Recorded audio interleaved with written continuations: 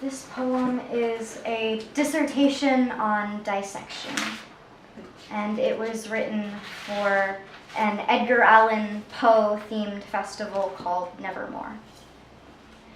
Where your heart used to be, there is a fragile, fist-size mass of muscle and thick black blood convulsing spasmodically, cold-cocking up, out, through your breastbone, a constant catch of the throat, an inability to swallow, a tightness of chest yet to be eased by routine. This feeling has a name you haven't heard in a very long time. It presents itself as sleeping on the couch instead of upstairs due to a heightened earthquake warning, just in case. Ridiculous terror, rolling off the bed during an acupuncture appointment, waking up in the middle of surgery, finding out on the news human remains or dog were found in the grill of your favorite burger joint, allowing yourself to be buried alive for performance art and it going terribly, terribly wrong.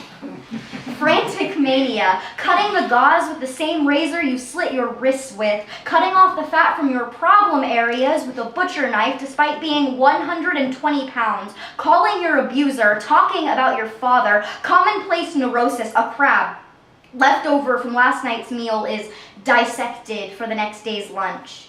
There is something inherently primal about this dismemberment. Tongue becomes cleansed with the salt of sweet white meat. A drop of blood ebbs as exoskeleton pricks thumb. The owner of the hand thinks to themselves, this is fair retribution for the autopsy they have just performed. They wonder if it will be just as uncomfortable for the doctor that will one day perform their autopsy. The music playing is morose and unbearable, so it's shut off, but the silence is unbearable too. The meal is finished. The cut on the thumb stops bleeding. An individual carton of strawberry milk in the fridge has print that is white, not pink, and this palm-sized imposter, this lactose liar, causes an existential crisis. Ballistic fears beg no man pardon. The precise pinpoint of this pain is difficult to source. Repetitive, rigorous, insanely insistent nocturnal paranoia, a childhood fear, the face of a hag in the window, her hands cupped to the glass.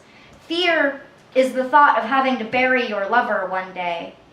A lover burying you one day, never having a lover. Oh, it is living when you don't want to, hating your pulse because it thinks you're still alive. You cannot stop the ride. Protesting you never bought the ticket in the first place will not help you. Correction. You can stop the ride, but for your friend's sake, you have decided not to for a very long time. You don't know what your method of choice will be, but really, which is worse? Being afraid of dying or dying and never being afraid again?